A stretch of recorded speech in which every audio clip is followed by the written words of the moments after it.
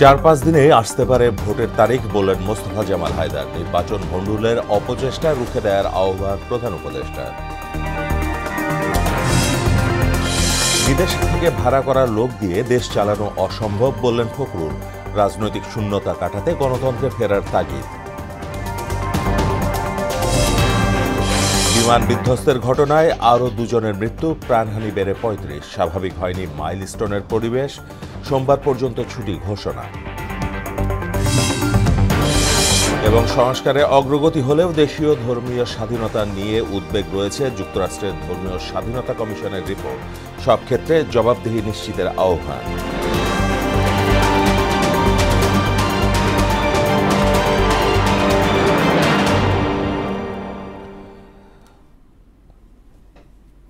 আসসালামু আলাইকুম, সবাইকে মোহনা সংবাদে স্বাগত। শুনছিলেন শিরোনাম, পুরো সংবাদে সঙ্গে আছি মাহমুদ হোসেন। নির্বাচন বানচালের অপচেষ্টা প্রতিহতে ফ্যাসিবাদ বিরোধী সকল শক্তিকে একত্রিত হওয়ার আহ্বান জানিয়েছেন প্রধান উপদেষ্টা প্রফেসর মোহাম্মদ ইউনূস। গণতান্ত্রিক অগ্রযাত্রা ধরে রাখতে সব রাজনৈতিক দলের সহযোগিতা চান তিনি। বিকেলে 14টি রাজনৈতিক দলের সঙ্গে বৈঠকে এসব কথা বলেন ডক্টর ইউনূস। পরে 12 দলীয় জোট নেতা মোস্তফা জামাল হায়দার বলেন, 4-5 দিনের মধ্যেই নির্বাচনের তারিখ ঘোষণা করবেন প্রধান উপদেষ্টা। দ্রুত নির্বাচনের দাবি জানায় বৈঠকে অংশ নেয়া অন্য দলগুলো। আরও জানাচ্ছেন কাজী পাপ্পু। রাষ্ট্রীয় অতিথি ভবন যমুনায় শনিবার বিকেলে 14টি রাজনৈতিক দল ও জোট নেতাদের সঙ্গে মতবিনিময় করেন প্রধান উপদেষ্টা প্রফেসর মোহাম্মদ ইউনূস। মাইলস্টোনে বিমান দুর্ঘটনায় নিহতদের স্মরণে 1 মিনিট নীরবতা পালন করা হয়। বৈঠকে তিনি অভিযোগ করেন, পরাজিত শক্তি নানা ষড়যন্ত্রের মাধ্যমে নির্বাচনকে বানচালের অপচেষ্টা চালাচ্ছে। গণতান্ত্রিক অগ্রযাত্রা যখন এগিয়ে যাচ্ছে তখনই ষড়যন্ত্র সামনে আসছে, কিন্তু ফ্যাসিবাদ প্রশ্নে জাতীয় ঐক্য অটুট রাখতে হবে। 12 দলীয় জোট নেতা মোস্তফা জামাল হায়দার বলেন, ফ্যাসিবাদ রুখতে সবাই একমত। ডক্টর ইউনূস দ্রুতই নির্বাচনের তারিখ ঘোষণা করবেন বলেও জানান তিনি। আগামী 4-5 দিনের মধ্যে নির্বাচনের একটা সুনির্দিষ্ট সময় সীমা তারিখ উনি ঘোষণা করবেন। এর চাইতে আনন্দের বার্তা আর কিছু হতে পারে না। বৈঠকে উপস্থিত নেতারা নির্বাচনের প্রতি সমর্থন জানিয়ে নানা পরামর্শ দেন।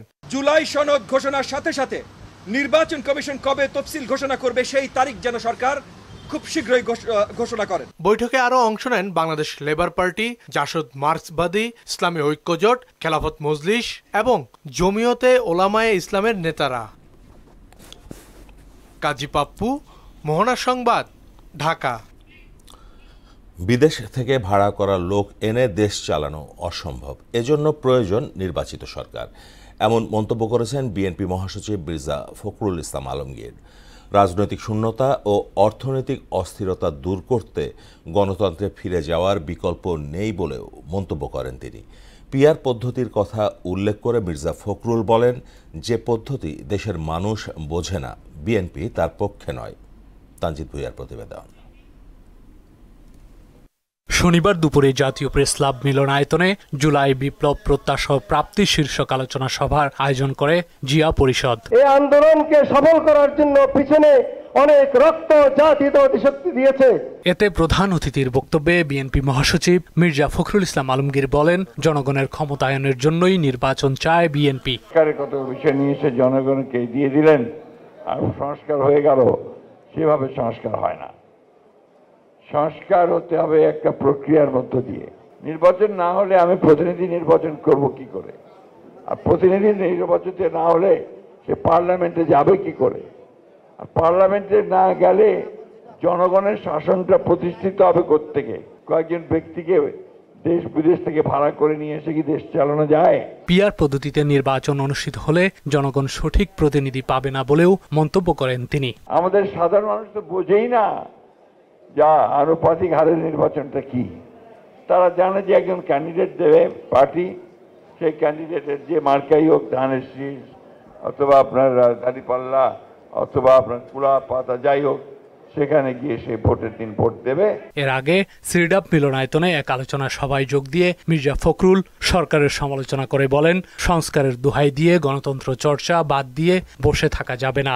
পুলিশের কোনো পরিবর্তনই হয়নি, বরঞ্চ তারা আরো সুযোগ নিয়ে যে একবার বলে যে মিলিটারির কাছে যাও, আরেকবার বলে যে কোর্টে যাও, এভাবে পুলিশ তার দায়িত্ব এড়িয়ে যাওয়ার চেষ্টা করে। গণতন্ত্র উত্তরণের পথে ষড়যন্ত্র মোকাবিলায় সবাইকে সজাগ থাকার আহ্বান জানান বিএনপি মহাসচিব।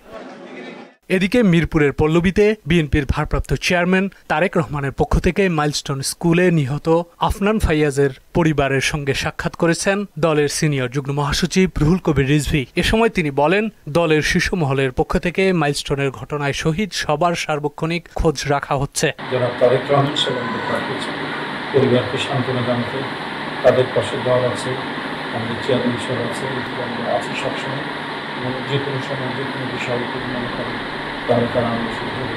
তানজিদ ভুইয়া, মোহনা সংবাদ, ঢাকা।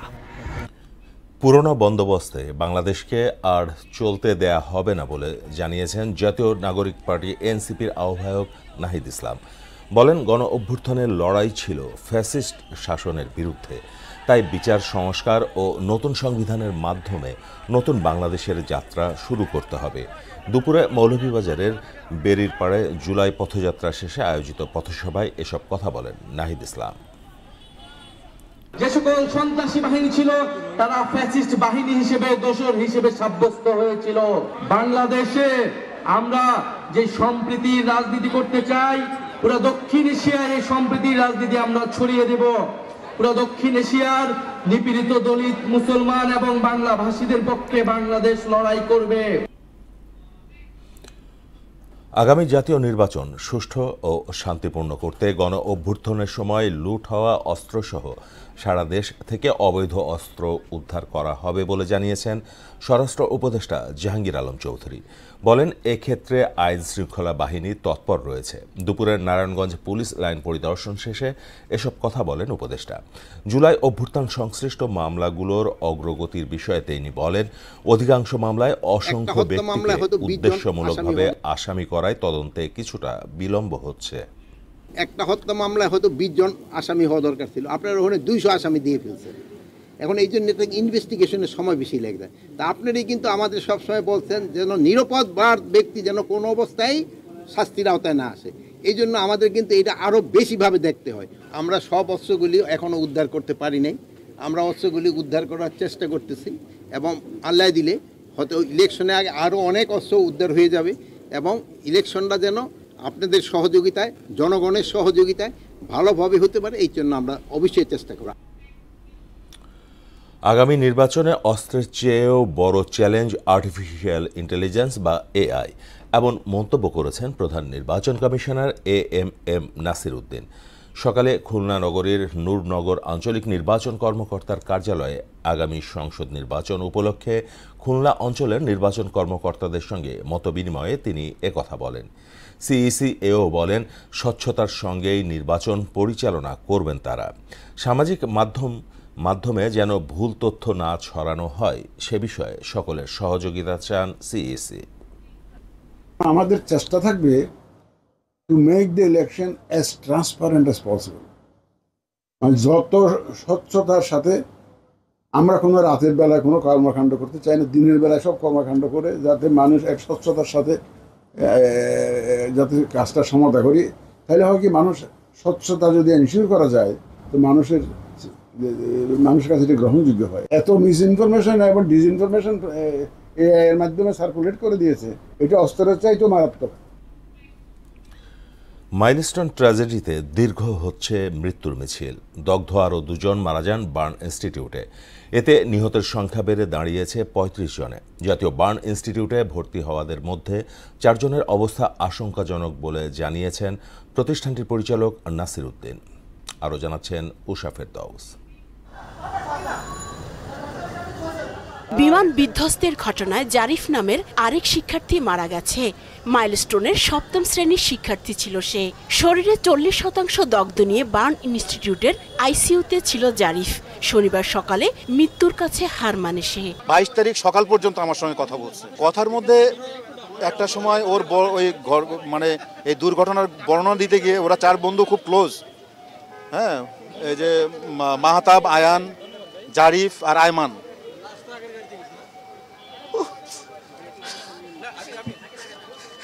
ডাক্তারও অনেক সাহস দিছিল, কিন্তু এখন তো আজকে সকাল 9টা বাজে তো মারা গেছে।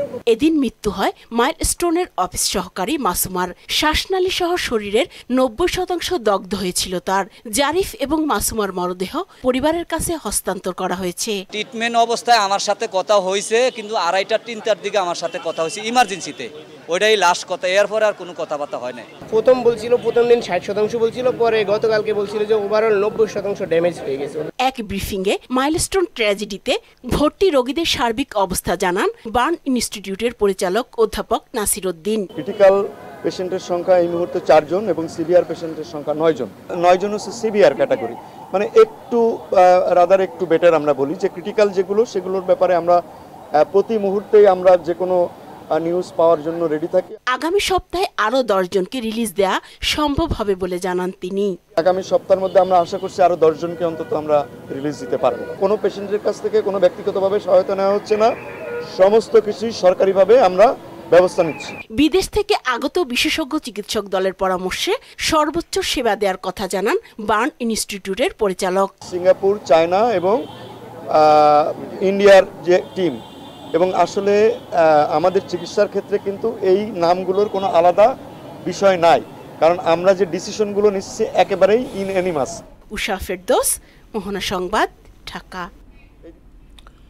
মাইলস্টোন ট্র্যাজেডির 5 দিন পরও স্বাভাবিক হয়নি প্রতিষ্ঠানটির পরিবেশ। এখনও বন্ধ প্রধান ফটক, যদিও গেটে ভিড় করছেন উৎসুক জনতা। এদিকে সোমবার পর্যন্ত শিক্ষা কার্যক্রম বন্ধের ঘোষণা দিয়েছে কর্তৃপক্ষ। ওবায়দুল হক মারুফের রিপোর্ট। ইতিহাসের এক মর্মান্তিক দুর্ঘটনার সাক্ষী মাইলস্টোন স্কুল অ্যান্ড কলেজ। বিমান বিধ্বস্ত হয়ে কোমলমতি শিক্ষার্থীসহ মৃত্যু হয় 35 জনের। ইতোমধ্যে 5 দিন পেরিয়েছে সেই ট্র্যাজেডির। এখনও স্বাভাবিক হয়নি প্রতিষ্ঠানটির পরিবেশ। বিমান বিধ্বস্তের কয়েক মিনিট আগেও দুর্ঘটনাস্থলের পাশেই থাকা দোলনায় দোল খাচ্ছিলেন 3য় শ্রেণীর শিক্ষার্থী রিদনান ইসলাম সাফি। তার বড় ভাইও মাইলস্টোনের শিক্ষার্থী। দুজনই কাছ থেকে দেখেছেন দুর্ঘটনার বিভৎসতা। দোলনায় খেলতেছিলাম, তারপর আমার বড় ভাই আসে, তারপর ডাক দিছে, তারপর আমি ওর সাথে যাইতেছিলাম। হায়দার আলী হোস্টেল ওই পর্যন্ত গেছি, তারপর দেখি একটা প্লেন ক্র্যাশ করছে, তারপর অনেক আগুন জ্বলতেছিল। আগুন জ্বলতেছে ওই সাইড থেকে, ওই বিল্ডিংটার উপর থেকে পানি দিতেছিল। তারপর কতক্ষণ পর ফায়ার সার্ভিস আসছে, তারপর আমরা চলে গেছি। আহত সহপাঠীদের উন্নত চিকিৎসার দাবি মাইলস্টোন শিক্ষার্থীদের। আমাদের প্রাইমারি সেকশন যেটা, ওইখানে মানে প্লেন ব্লাস্ট হয়েছে আর ওইখানে আগুন জ্বলতেছে, তো সব দেখে আমাদের টিচার অনেক হাইপার হয়েছে। আগুনটা আমাদের মেইন ডোরের উপর পড়ছে। ডোর বরাবর উপরে যে ক্লাসটা ছিল সেটা ছিল স্কাই সেকশন। স্কাই সেকশনের দিন 28 জন প্রেজেন্ট ছিল। অভিভাবকরা বলেন বিমান উড্ডয়ন অবতরণের পথে শিক্ষা প্রতিষ্ঠান কোনোভাবেই কাম্য নয়, কারণ বিকট শব্দও শিক্ষার্থীদের মনোজগতে প্রভাব ফেলাসহ স্বাস্থ্য ঝুঁকি বাড়ায়। রাষ্ট্রের কাছে আমার একটাই আবদার যে আমরা যেন সুনিশ্চিত ভবিষ্যৎ নিশ্চিত করতে পারি। আগামী দিনে আর কোনো সময় আমাদের এই বাংলাদেশে এরকম দুর্ঘটনা না ঘটে। এর আগে আমরা এরকম অনেক ঘটনা দেখেছি, ঘটনার পর আলাপ আলোচনা হয়েছে ঠিকই, কিন্তু বাস্তবে কোনো সমাধান আসেনি। শোকাবহ পরিস্থিতি কাটিয়ে স্কুলটি কতদিনে তার স্বাভাবিক কার্যক্রমে ফিরবে তা নিয়ে দেখা দিয়েছে শঙ্কা। এরই মধ্যে সোমবার পর্যন্ত প্রতিষ্ঠানটির শিক্ষা কার্যক্রম বন্ধের ঘোষণা দিয়েছে কর্তৃপক্ষ। মাইলস্টোনের এই ট্র্যাজেডি কাঁদিয়েছে পুরো দেশকে, তাই সর্বমহল চাচ্ছে এমন ঘটনার পুনরাবৃত্তি আর কখনোই বাংলাদেশে না ঘটুক। এ ব্যাপারে সরকারসহ প্রত্যেকটি কর্তৃপক্ষ যথাযথ পদক্ষেপ গ্রহণ করবে, এমনটাই প্রত্যাশা সকল শ্রেণীর মানুষের। ওবায়দুল হক মারুফ, মোহনা সংবাদ, ঢাকা। বাংলাদেশে সংস্কার কার্যক্রমে অগ্রগতি সত্ত্বেও ধর্মীয় স্বাধীনতা নিয়ে এখনও উদ্বেগ রয়ে গেছে, এমন দাবি করেছে যুক্তরাষ্ট্রের ধর্মীয় স্বাধীনতা বিষয়ক কমিশন USCIRF। এক প্রতিবেদনে সংস্থাটি জানায়, অন্তর্বর্তী সরকারের নেতৃত্বে নতুন রাজনৈতিক ধারার সূচনা হয়েছে, তবে ধর্মীয় সম্প্রদায়গুলোর মধ্যে উত্তেজনা বিদ্যমান। ইস্তিয়াক হোসেনের ডেস্ক রিপোর্ট। 2024 সালের জুলাই আগস্টে ছাত্র আন্দোলনের মধ্য দিয়ে অভূতপূর্ব পরিবর্তন আসে বাংলাদেশের রাজনীতিতে। আওয়ামী লীগের পতনের পর শান্তিতে নোবেলজয়ী প্রফেসর ইউনূসের নেতৃত্বে গঠন হয় অন্তর্বর্তী সরকার। এরপর রাষ্ট্রের বিভিন্ন ক্ষেত্রে সংস্কারের রূপরেখা দেয় সেই সরকার। এতে উল্লেখযোগ্য অর্জনও আছে, তবে এখনও রাজনৈতিক উত্তেজনা ও ধর্মীয় স্বাধীনতা নিয়ে উদ্বেগ রয়ে গেছে। সম্প্রতি এক প্রতিবেদনে এমনটাই জানিয়েছে যুক্তরাষ্ট্র ভিত্তিক আন্তর্জাতিক ধর্মীয় স্বাধীনতা কমিশন USCIRF। সংস্থাটি জানায় ডক্টর ইউনূসের নেতৃত্বে নতুন রাজনৈতিক ধারার সূচনা হয়, পাশাপাশি একাধিক সংশোধনী সংস্কার ও সাংবিধানিক পরিবর্তনের প্রস্তাবও দেয়া হয়। এর মধ্যে USCIRF এর একটি প্রতিনিধি দল বাংলাদেশ সফর করে। পর্যবেক্ষণে প্রতিনিধি দলটি জানায় বাংলাদেশের অন্তর্বর্তী সরকার ধর্মীয় স্বাধীনতার প্রতি অঙ্গীকার পুনর্ব্যক্ত করলেও অনেক ক্ষেত্রেই নিজেদের নিরাপত্তাহীনতার কথা জানায় বিভিন্ন ধর্মের মানুষ। উদ্বেগ আছে স্বাধীনতা নিয়েও। প্রতিবেদনে আরও বলা হয় 2023 সালের সাইবার নিরাপত্তা আইনের কিছু ধারা এমন কন্টেন্টকে অপরাধ হিসেবে গণ্য করে যা ধর্মীয় অনুভূতিতে আঘাত আনতে পারে। এছাড়া নারী সংস্কার কমিশনের প্রস্তাব নিয়ে হেফাজতে ইসলামের আপত্তি ও বিক্ষোভের বিষয়টিও মার্কিন সংস্থাটির প্রতিবেদনে উল্লেখ করা হয়েছে। কমিশনটির তথ্যমতে সংখ্যালঘুরা যাতে নির্ভয়ে ধর্ম পালন করতে পারেন এমন পরিবেশ নিশ্চিত করা জরুরি। ইশতিয়াক হোসেন, মোহনা সংবাদ। ডেঙ্গু আক্রান্ত হয়ে গত একদিনে আরও ৩ জনের মৃত্যু হয়েছে। এতে চলতি বছর এ রোগে মৃতের সংখ্যা বেড়ে ৭৩ জনে দাঁড়িয়েছে। এছাড়া গত ২৪ ঘন্টায় ডেঙ্গু নিয়ে নতুন করে ৩৩১ জন হাসপাতালে ভর্তি হয়েছে। বিকেলে স্বাস্থ্য অধিদপ্তরের ডেঙ্গু বিষয়ক নিয়মিত প্রতিবেদনে এ তথ্য জানানো হয়।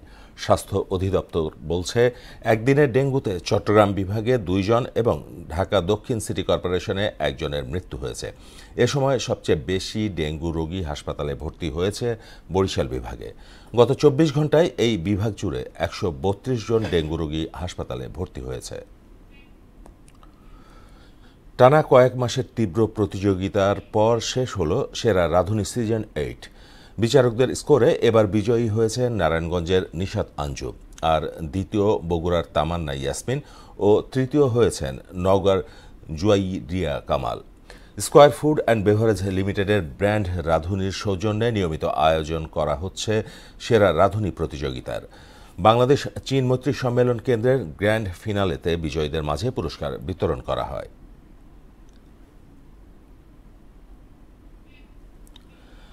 এবারে আন্তর্জাতিক প্রসঙ্গ। পুষ্টিহীনতায় গেল ৬ মাসে নাইজেরিয়ার কাতসিনা রাজ্যে অন্তত ৬৫২ শিশুর মৃত্যু হয়েছে। শুক্রবার এক বিবৃতিতে এ তথ্য জানিয়েছে আন্তর্জাতিক মানবিক চিকিৎসা সংস্থা ডক্টরস উইথাউট বর্ডার।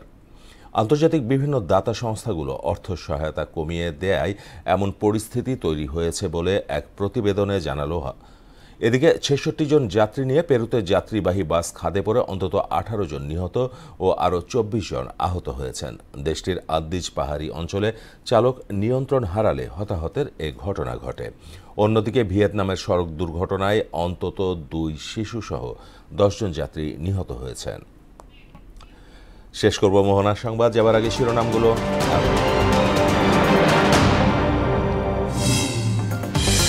৪-৫ দিনেই আসতে পারে ভোটের তারিখ, বললেন মোস্তফা জামাল হায়দার। নির্বাচন ভণ্ডুলের অপচেষ্টা রুখে দেওয়ার আহ্বান প্রধান উপদেষ্টা। বিদেশ থেকে ভাড়া করা লোক দিয়ে দেশ চালানো অসম্ভব, বললেন ফখরুল। রাজনৈতিক শূন্যতা কাটাতে গণতন্ত্রে ফেরার তাগিদ।